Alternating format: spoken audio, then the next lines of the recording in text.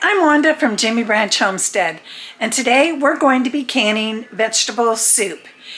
The recipe today comes from the Ball Complete Book of Home Preserving. Has over 400 recipes for canning. So it is an approved method of canning. We will be using a pressure canner today. Canning jars, which I have heating in the oven, and a stock pot, which I will use to combine the soup. So we will be hot packing this recipe today. The recipe today starts off with 8 cups of peeled, cored, and diced tomatoes. So you can use fresh tomatoes or you can use canned tomatoes, either store-bought or home canned. I have home canned tomatoes today from last year, so I will be using those. So 8 cups would be 4 pints. And I'm going to go ahead and add that to the pot.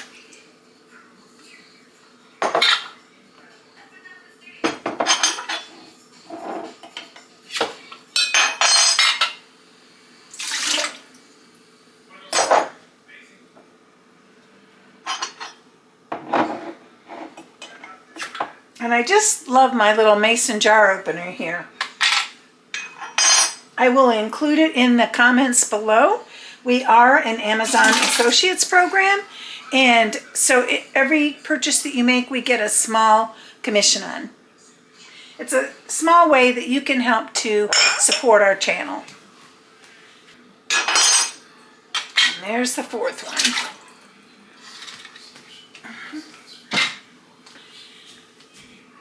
Okay, next up is peeled potatoes.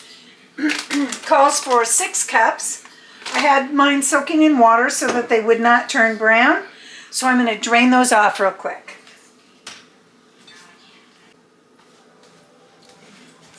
Okay, here's the potatoes. Next up is 6 cups of thickly sliced carrots. So they're in chunks.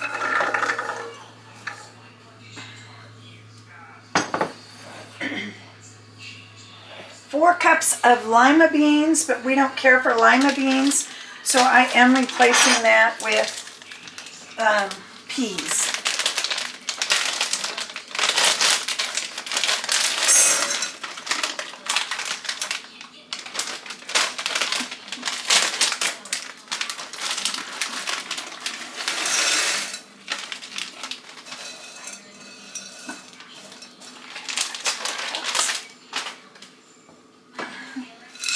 And these are frozen.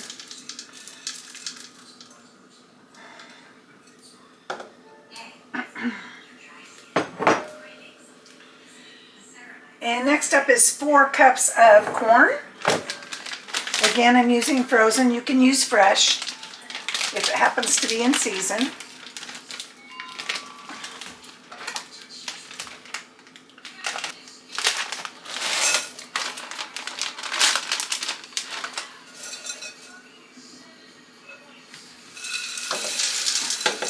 So I'm finding two packages of each, just of the Steam Fresh bags, works out perfectly, of each vegetable. My pot's getting full. And 2 cups of sliced celery, but I like a lot of sliced celery, so I put 4 cups in. I just find it gives a lot of flavor. And 2 cups of diced onions.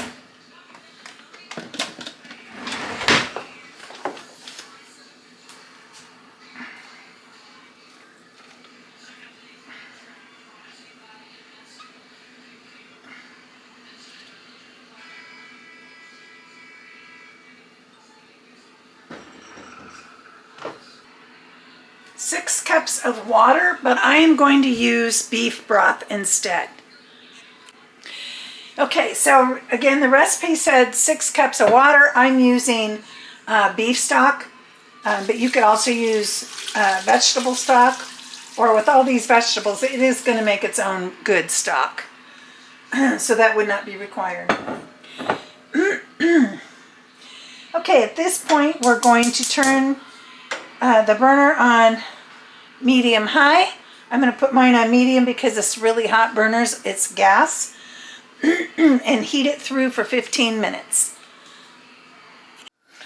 Okay, the recipe calls to salt and pepper to taste it. It's still heating up. It's not hot through. But instead of salt and pepper, I'm going to add Lawry salt. I like the taste it gives in a lot of my soups.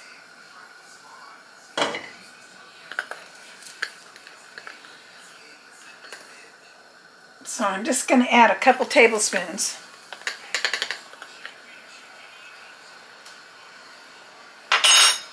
We can always add more, but you can't take away, so don't over season it. And remember, at this point, I have my jars in the oven on 200 degrees. They were getting hot. I'd already washed and sanitized them in the dishwasher. And my canner has hot water in it and heating up as well. So, okay, my soup is heated through. Remember, at this point, we are not cooking it because it will finish cooking during the canning process. So, I've checked my seasoning, added a little bit more. I encourage you to taste yours every little bit when you're adding it so that you can get the seasoning down right before you put it into jars. So, my jars are hot here. Oops.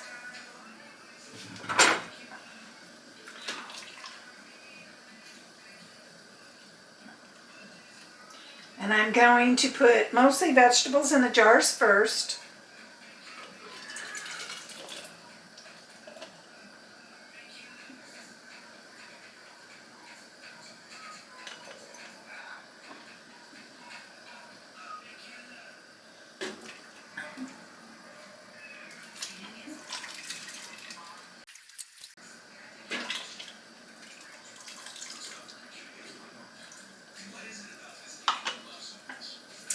And the recipe says it makes approximately 14 pints or 7 quarts. We will be processing my pints today because that's a good size for us at 55 minutes. If you were putting it in quarts, the recipe calls to process it at 85 minutes. So a half an hour longer.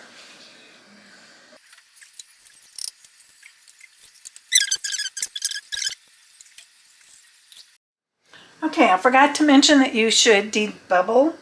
And what that is you're just kind of poking around in it to make sure that any bubbles are taken out. And then adjust if necessary, like if my juice dropped below the fill point, then I would just add a little bit more. I use this canning tool that came with one of my sets, but you could just use a chopstick or a plastic knife, something like that. Whatever will work for you.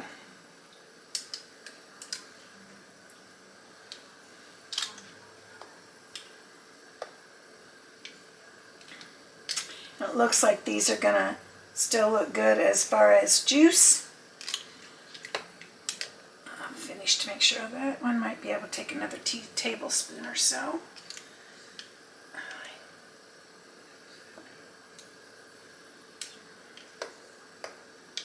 Okay, they look pretty good. I'm going to add just a tad bit more juice to a couple of them here. This one, and this one. Okay, looking good. So again, I'm going to wipe down the rims.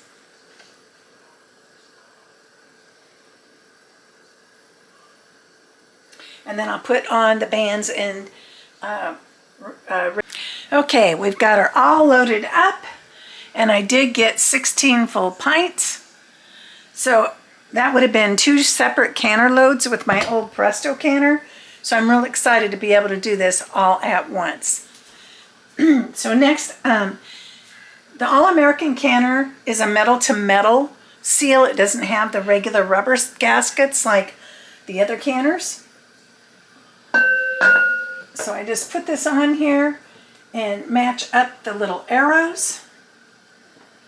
Then I have to kind of go back and look at the distance and level up the lid, basically. I want about the same amount of gap all the way around, and I see that I have a thin gap on the other side and a wide gap here. Okay, adjust that. And the same with the front and the back.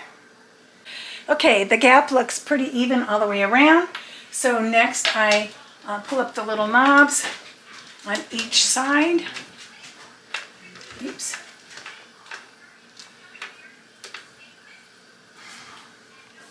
And I don't completely tighten them down yet.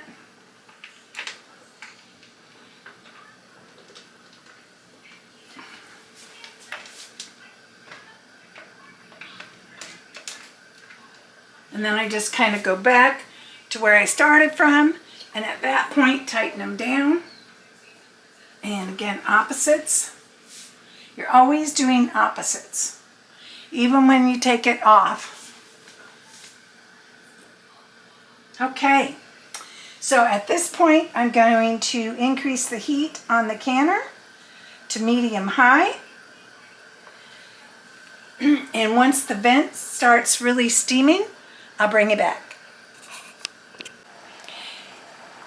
So the reason that I love the Azure Standard jars so much is the fact that they are 30% thicker than their competitions. So especially when you're pressure canning, it just gives me an ease of mind. These jars, when you order them, you can order them with or without the lids and rings. So if you want the lids and rings, be sure to order the ones with lids and rings. So they sell them both ways. You can order them with the lids and rings or without them. So again, if you're interested in trying the Azure Standard products, there will be a link to Azure Standard in my description box below, and our code for Jimmy Branch Homestead. Our code is Jimmy Homestead 1, just the number 1. Okay, I do have steam steady coming out of the vent here. Not sure if you can see that or not. But at this point then, I'm going to put the timer on for 10 minutes.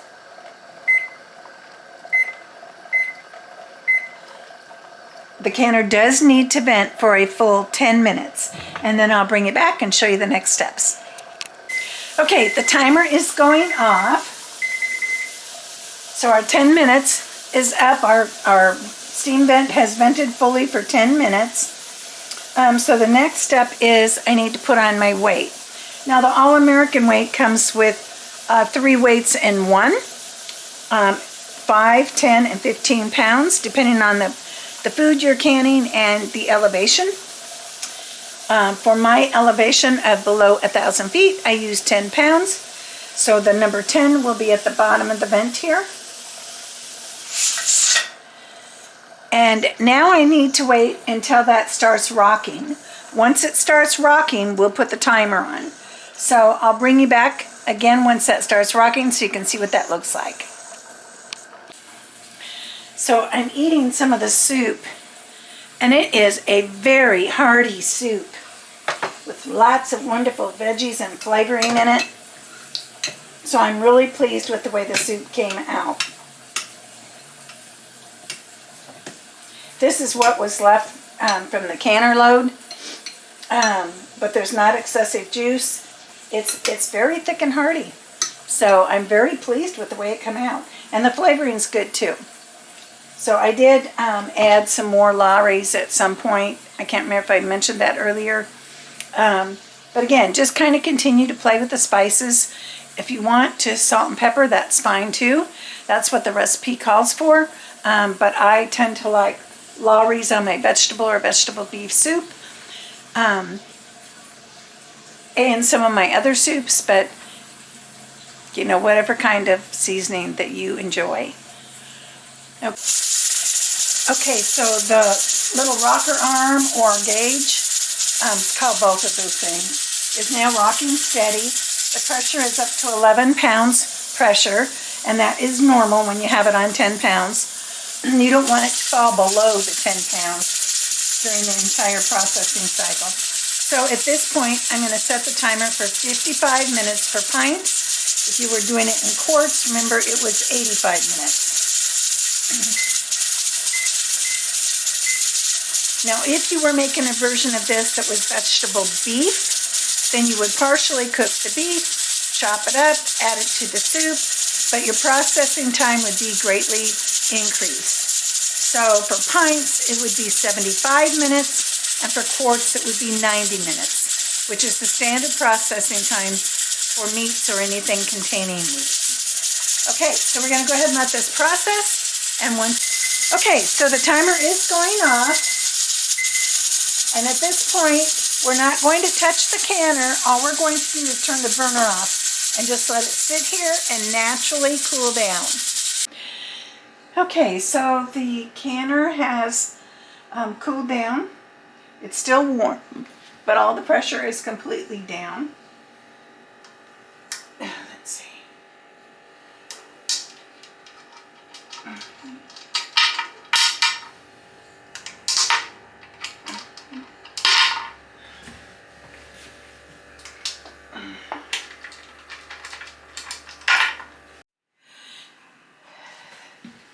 Okay, so we're going to take them out. Looks like they're all sealed already. It is still warm. Oh, it looks good.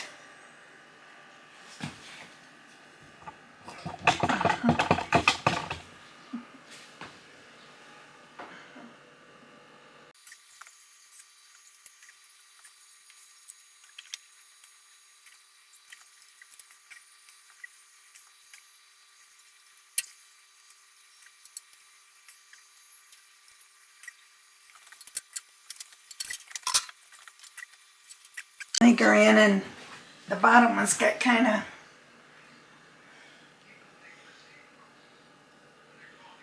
messy from the hard water.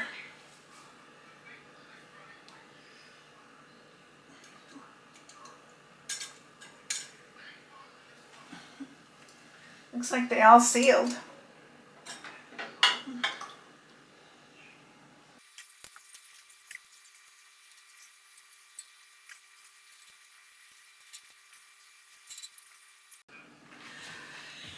Okay, they all sealed, and there's 16 meals for the pantry shelf. So exciting. I'll share back with you tomorrow when I get these cleaned up so that you can see them. Now they need to now they need to sit for at least 24 hours. Well, it's the next day, and I have cleaned up all the jars and labeled them. So it turned out really well. One thing I did notice, I did not put as many vegetables in the first layer as I did in the second layer, because I would guess I wanted to make sure I had plenty for all 16 jars. So what happened was, I did have, this is the worst one, a little bit of siphoning, and it can be caused by a few things. One, this might not have had enough liquid in it. Two, I might have taken them out of the canner too soon. Even though the pressure had dropped, the jars were not cold. So oftentimes, to make sure that I eliminate all siphoning, especially if I can late in the day, I'll just leave the canner and the gauge on it on the stove with the burner off overnight. Then I know for sure that it is cooled enough and there won't be any siphoning. So the soup turned out really well. It has a really good flavor. I'm real excited about putting these 16 meals on the shelf. This will be the first jar that I use. None of the other jars siphon this much. So real excited about the outcome. So if you're enjoying this type of video, please give us a thumbs up, subscribe, and share our videos. It helps us to be able to bring more content for you. And thank you so much for watching. Jimmy Branch Homestead.